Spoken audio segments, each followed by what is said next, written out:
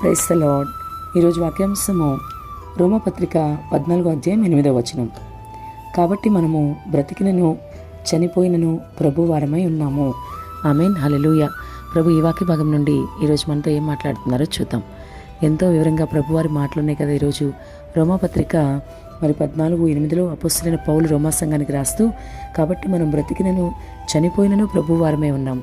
నిజంగా ఎంత చక్కని మాట కదా, ఎంత ఇష్టమో కదా పౌలు గారికి దేవుడు అంటే. అందుకే తన దేవుడిని బట్టి ఎంతో ఎప్పుడు గర్వపడుతూ సంతోషపడుతూ అతిశయిస్తూ ఉంటాడు ఆయన. బ్రతికినా చనిపోయినా క్రీస్తే అంటాడు ఆయన. నిజమే కదా. వింటున్న సహోదరి సహోదరుడా, ఈరోజు నీ పరిస్థితి ఎలా ఉంది? నువ్వు బ్రతికినా క్రీస్తు కోసమే బ్రతకాలి, చనిపోయినా ప్రభు కోసమే నువ్వు చనిపోవాలి. ఎందుకంటే చనిపోయినా సరే నువ్వు సిద్ధపాటు కలిగి ఉంటే ప్రభు రాజ్యానికి చేరుకుంటావు. కాబట్టి బ్రతుకున్నా క్రీస్తు వారమే, చనిపోయినా ఆయన వారమే అని మరి ఎలాగైతే భక్తులు చెప్తున్నారో పౌలు గారు, అలాగే నీవు కూడా నీ ఆత్మీయ స్థితిని మార్చుకోవాలి. నీవు ఎలా పడితే అలా జీవిస్తే కాదు. ప్రభుని ఎక్కువగా ప్రేమించిన వారు ఈ మాట అనగలుగుతారు.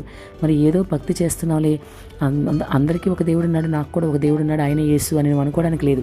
నిజంగా సృష్టికర్త అయిన దేవుడిని కలిగి ఉన్నావు. ఇటువంటి ప్రేమ ఎవరి మీద చూపించరు.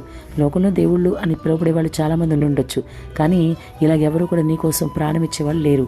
గుర్తుపెట్టుకో, నీకోసం ప్రాణమిచ్చి మరణించి నిజంగానే ఆయనకు అంత అవసరం లేదు. మహామహిమలో ఉండే గొప్ప దేవుడు నీకోసమే దేవుని నుండి భూమికి దిగి వచ్చాడు. అంతేకాకుండా నీకోసం ప్రాణం ఇచ్చి రక్తం కార్చి నిజంగా నీకోసం విలువైన రక్తాన్ని ఇచ్చాడు.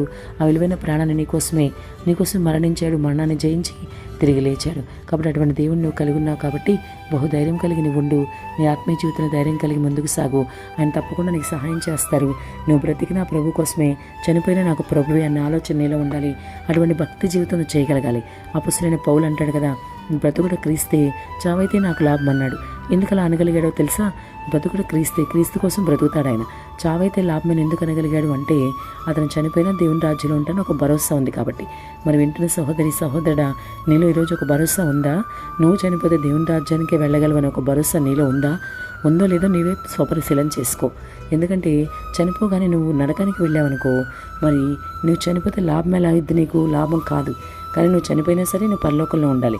అలా ఎప్పుడు ఉండగలుగుతావంటే నువ్వు వాక్యానుసారంగా జీవించినప్పుడే, ప్రభుకి ఇష్టడుగా నువ్వు ఉన్నప్పుడే. ఆ విధంగా నువ్వు ఉన్నావా లేదని ఒక్కసారి నిన్ను పరిశీలన చేసుకో.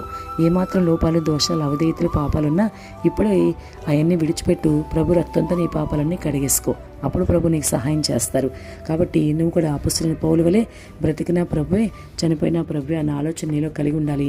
అటువంటి ఆలోచన కలిగి నువ్వు ముందుకెళ్తే క్రీస్తుకి ప్రథమ స్థానం ఇస్తూ ఆయన్ని అధికంగా ప్రేమిస్తూ ఉన్నప్పుడే మరి నీవు కూడా పౌలు వలె అలా మాట్లాడగలవు. కాబట్టి ఇప్పటికైనా నువ్వు ఎటువంటి జీవితం కలిగి ఉన్నా ఇప్పుడే నీ జీవితంలో మార్పు తెచ్చుకో. హృదయ అంతరంగంలో మార్పు కలిగి జీవించు. ప్రభు కోసమే బ్రతుకు. నిజంగా నీ బ్రతుకైనా చనిపోయినా ఆయన కోసమే అన్నట్లు నీ జీవితం ఉంటే తప్పకుండా ఆయన సహాయం చేస్తారు. నిన్ను మాదిరిగా తీసుకున్న అనేకులు ఇంకా క్రీస్తు వైపుకి తిప్పబడతారు. అనేక ఆత్మలు రక్షించబడతాయి. అటువంటి కృప ప్రభు దయచేయునుగాక. ఆమేన్.